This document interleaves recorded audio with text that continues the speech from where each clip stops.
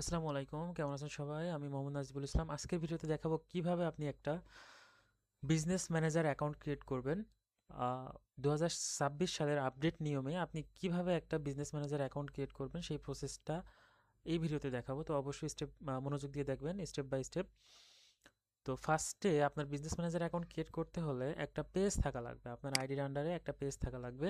এবং কিছু বিষয় মাথায় রাখবেন, যেমন আপনার আইডির নামটা, আইডিটা আপনার ওল্ড অ্যাকাউন্ট হতে হবে, এক মাস কি 2 মাসের ওল্ড অ্যাকাউন্ট হতে হবে।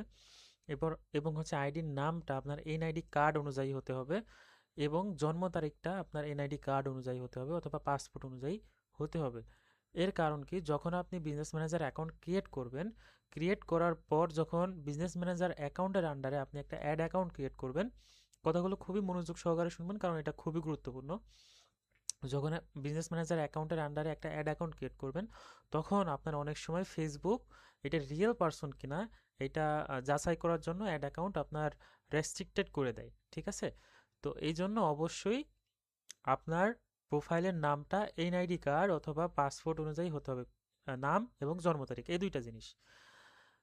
যদি আপনার বাই এনি চান্স আপনার অ্যাকাউন্টটা রেস্ট্রিক্টেড করে দেয়, তখন আপনি আপনার প্রোফাইলে এসে এনআইডি কার্ডটা যদি ভেরিফাই করেন, তাহলে আপনার অ্যাড অ্যাকাউন্টটা ব্যাক করে দেবে। এবং আপনার প্রোফাইলেও ভেরিফাই করতে হবে এবং আপনার অ্যাড অ্যাকাউন্টেও ভেরিফাই করার অপশন দিবে। ওইটা যদি আপনি ভেরিফাই করে নেন, তাহলে আর আপনার অ্যাড অ্যাকাউন্ট আর নষ্ট হবে না, ঠিক আছে? তো এইটার জন্য এই দুইটা জিনিস মনে রাখবেন, নাম এবং জন্ম তারিখ অবশ্যই এনআইডি কার্ড অনুযায়ী রাখার চেষ্টা করবেন প্রোফাইলে। ওকে। এবং আপনার প্রোফাইলের আন্ডারে একটা ফেসবুক পেজ থাকা লাগবে, ঠিক আছে? একটা ফেসবুক পেজ থাকা লাগবে। তো আমি একটা ফেসবুক পেজ এই প্রোফাইলের আন্ডারে ক্রিয়েট করি। এটা মূলত আমার ক্লায়েন্টের। সো আমি ক্লায়েন্টের একটা পেজ, মানে একটা বিজনেস ম্যানেজার অ্যাকাউন্ট একটা ক্রিয়েট করে দিব। তো এখান থেকে আমি ক্রিয়েট পেজে ক্লিক করি। একটা পেজ ক্রিয়েট করে নেবেন, পেজ যদি না থাকে একটা বিজনেস পেজ অবশ্যই ক্রিয়েট করে নেবেন। তো নাম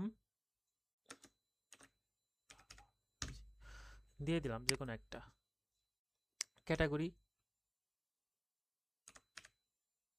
পার্সোনাল ব্লগ একটা দিয়ে দিলাম, বায়োতে জাস্ট এটা পরে করলেও হবে, সমস্যা নাই। এখন আমি ক্রিয়েট করে দিলাম। আমি just business manager account create করে দেবো, আর ক্লায়েন্টের মতো পেজটা সেট আপ করে নেবে, এটা আমার দেখার বিষয় না। আর যদি পরে বলে, তখন আমি করে দেবো, সেট আপ করে দেবো। লোগো, কভার ফটো এগুলো যদি পরে সেট আপ করে দিতে বলে, তখন আমি আমার মতো করে ডিজাইন করে সেট আপ করে দেবো। আপাতত শুধু বিজনেস ম্যানেজার অ্যাকাউন্টটা ক্রিয়েট করব। এবং আপনারাও ভিডিওটা খুব মনোযোগ সহকারে দেখেন, তাহলে বুঝে যাবেন কীভাবে 2026 সালের আপডেট নিয়মে বিজনেস ম্যানেজার অ্যাকাউন্ট ক্রিয়েট করতে হয়। ওকে। তো আমি এই নাম একটা দিয়ে দিলাম, রৌনক ব্লগ। এখন আমার কোথায় যেতে হবে? পেজে আসলাম, আমি কিন্তু এখন প্রোফাইলে নেই। এই যে দেখেন, এটা কিন্তু আমার পার্সোনাল আইডি এবং এটা পেজ। এখন আমার যেতে হবে হচ্ছে এই যে মেটা বিজনেস সুইটে, ঠিক আছে? মেটা বিজনেস সুইটে আসলাম। আসার পর এইখানে দেখেন অনেকগুলি অপশন আছে। এখান থেকে আমার এই যে এখানে একটু ক্লিক দিতে হবে, হ্যাঁ? ক্লিক দেওয়ার পর এই জায়গায় দেখেন ক্রিয়েট এ বিজনেস পোর্টফোলিও, এইটা আমাকে একটু ক্লিক দিতে হবে। ক্লিক দেওয়ার পর আমি এইখানে একটা নাম দিয়ে দিলাম, নাম দিয়ে দেব। কোন নামটা দেব? আপাতত যে পেজটা খুলছি না, এই পেজের নামে আমি এখানে নামটা দেব। পেজের নামে নাম না দিলে অনেক সময় নেয় না, ঠিক আছে? তো আমি পেজের নামে একটা নাম দিয়ে দিলাম, পেজের নামে নামটা দিয়ে দিলাম। ওকে। এখন এইখানে কি নাম দেব? এটা হচ্ছে আমার আইডির নাম দেব। আমার আইডিতে কি নাম দেওয়া আছে সেই নামটা আমি একটু দেখে নেব, মোহাম্মদ আলী। এটা আমি একটু দিয়ে দেব, ঠিক আছে? নামটা কপি হচ্ছে না কেন?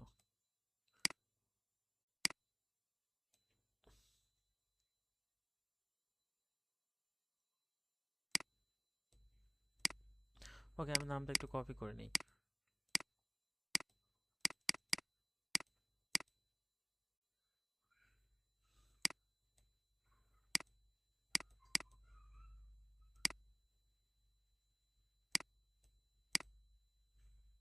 এখানে লেন্সটা আসছে না কেন?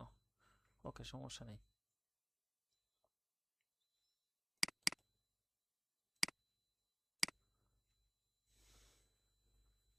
এখানে আমি নামটা দিয়ে নিই, MUHASAM মোহাম্মদ আলী, এখানে আলীর জায়গায় আলী দিয়ে দিই। ঠিক আছে, এখানে আমার প্রোফাইলের নামটা দিলাম। আপনার প্রোফাইলে যে নামটা থাকে সেই নামটা এখানে দিয়ে দিবেন। ঠিক আছে, এখন এখানে আমার একটা মেইল দিতে হবে। তো মেইলটা আমি ক্লায়েন্টের কাছ থেকে একটু নিয়ে নেব, তার জন্য আমি একটু স্টপ করছি ভিডিওটা। ওকে, জিমেল নেওয়ার পর এখন আমি চলে আসলাম। জিমেলটা একটু কপি করে দিই, কপি করে এখানে পেস্ট করে দিই। পেস্ট করলাম। এখন ক্রিয়েটে যদি ক্লিক করি, আমার বিজনেস ম্যানেজার অ্যাকাউন্টটা কিন্তু ক্রিয়েট হবে এখন। এই যে আমার বিজনেস ম্যানেজার অ্যাকাউন্টটা ক্রিয়েট হয়ে গেছে। আর এই যে এটা আমার বিজনেস ম্যানেজার অ্যাকাউন্ট, এই যে বিজনেস পোর্টফোলিও, এইটাকে এখানে কনফার্ম করতে বলছে, মানে এই পেজটা কি আমার বিজনেস ম্যানেজার অ্যাকাউন্টের সাথে কি কনফার্ম করে রাখবো, এটাই। তো যদি একটা বিজনেস ম্যানেজার অ্যাকাউন্ট থাকে, আপনার পেজ কিন্তু অনেক সুরক্ষা থাকবে। বাই এনি চান্স যদি আপনার পেজ হ্যাক হয়ে যায়, যদি আপনার বিজনেস ম্যানেজার অ্যাকাউন্ট থাকে, তাহলে পেজ কিন্তু আপনার কেউ নিতে পারবে না, যদি এটা কনফার্ম করা থাকে। ওকে, এখন আমি একটু নেক্সটে যাই। নেক্সটে যাওয়ার পর এইখানে কি বলে, এটা আমার দরকার নাই। নেক্সট, কনফার্ম, কনফার্ম করে নিলাম। এখন কিন্তু আমার বিজনেস ম্যানেজার অ্যাকাউন্ট হয়ে গেছে। তো এই যে এখানে একটা ইয়ে আসছে, নোটিফিকেশন আসছে। তো আমি একটু নোটিফিকেশনে যাই। নোটিফিকেশনটা ক্লেমড ওনারশিপ দিস পেজ। ওকে, ঠিক আছে। এই পেজের ওনারশিপ একটা, মানে আমি যেটা কন্ট্রোল দিলাম, টিকমার্ক দিলাম, ওটার জন্য আসছে। এখন আমি একটু যদি জিমেলে যাই, জিমেলে কিন্তু আমার একটা কনফার্মেশন কোড আসবে। এই যে আসেনি মনে হয় এখনো। সোশ্যালে যাই, এই যে এখান থেকে আসছে, এই যে Facebook confirm your business mail address. এটাকে আমার একটু কনফার্ম করতে হবে, তাহলে কিন্তু এটা বিজনেস ম্যানেজার অ্যাকাউন্টে এই জিমেলটা কনফার্ম হয়ে যাবে। ঠিক আছে, কনফার্ম নাওতে ক্লিক দিয়ে দিলাম, তাহলে কনফার্ম হয়ে যাবে। এই জন্যই মূলত জিমেলটা নেওয়া। ওকে, এই যে এইটা হচ্ছে আমার একটা বিজনেস ম্যানেজার অ্যাকাউন্ট। আমার একটা বিজনেস ম্যানেজার অ্যাকাউন্ট কিন্তু ক্রিয়েট হয়ে গেছে। এখন আপনি এখানে ক্লিক করলে আপনি দেখতে পারবেন আপনার কয়টা বিজনেস ম্যানেজার আছে এই প্রোফাইলের আন্ডারে। আমার এই যে যেটা ক্রিয়েট করলাম, এটাই কিন্তু আমার business manager account, Raunak blog নামে, এটা আমার ক্লায়েন্টের। আচ্ছা, এখন এই বিজনেস ম্যানেজার অ্যাকাউন্টের আন্ডারে একটা অ্যাড অ্যাকাউন্ট ক্রিয়েট করতে হবে। সেটা কোথা থেকে, এই যে এখান থেকে। এখান থেকে যদি আমি একটা অ্যাড অ্যাকাউন্ট ক্রিয়েট করি, তাহলে কিন্তু আমি এখান থেকে অ্যাডভার্টাইজিং করতে পারবো ফেসবুকের মাধ্যমে। আর যদি অ্যাড অ্যাকাউন্ট না ক্রিয়েট করি, তাহলে আমি অ্যাডভার্টাইজমেন্ট করতে পারবো না বা ফেসবুকে অ্যাড দিতে পারবো না। এটার জন্য এখান থেকে অ্যাড অ্যাকাউন্ট ক্রিয়েট করতে হবে। তো আমি আপাতত অ্যাড অ্যাকাউন্ট এখন ক্রিয়েট করব না, ক্লায়েন্ট যখন বলবে তখন আমি ক্রিয়েট করে দেব। যেহেতু উনি আমাদের কাছ থেকে অ্যাড অ্যাকাউন্ট নিবে ওনার বিজনেস ম্যানেজার অ্যাকাউন্টে, এই জন্য আপাতত আমি ক্রিয়েট করব না। এবং এখানে আমার বিস্তারিত একটু অ্যাড্রেস বা সব কিছু বিস্তারিত দিতে হবে। হ্যাঁ, তো একটু বিস্তারিত আমি এখানে অ্যাড করে দেব। সো আমি একটু হাইড রেখে এখান থেকে আমি সব দিয়ে দিছি ইনফরমেশনগুলো। এই যে কীভাবে দেবেন, জাস্ট এখান থেকে এডিটে আসবেন, এই যে নিচে এডিটে আসবেন, আসার পরে এখান থেকে আপনার পেজ নেম, তারপরে কান্ট্রি, এখানে আপনার অ্যাড্রেস, ঠিক আছে, সবগুলো পোস্টাল কোড, যে কোনো একটা ওয়েবসাইট, সব কিছু একটা, যদি টিন সার্টিফিকেট থাকে, আপনার টিন আইডি থাকে, একটা টিন দিয়ে দিবেন। দেওয়ার পর সেভে ক্লিক করে দেবেন। এতটুকুই ইনফরমেশন। এইগুলো আপনি যদি কমপ্লিট করতে পারেন, তাহলে আপনার মোটামুটি সেট আপ কমপ্লিট।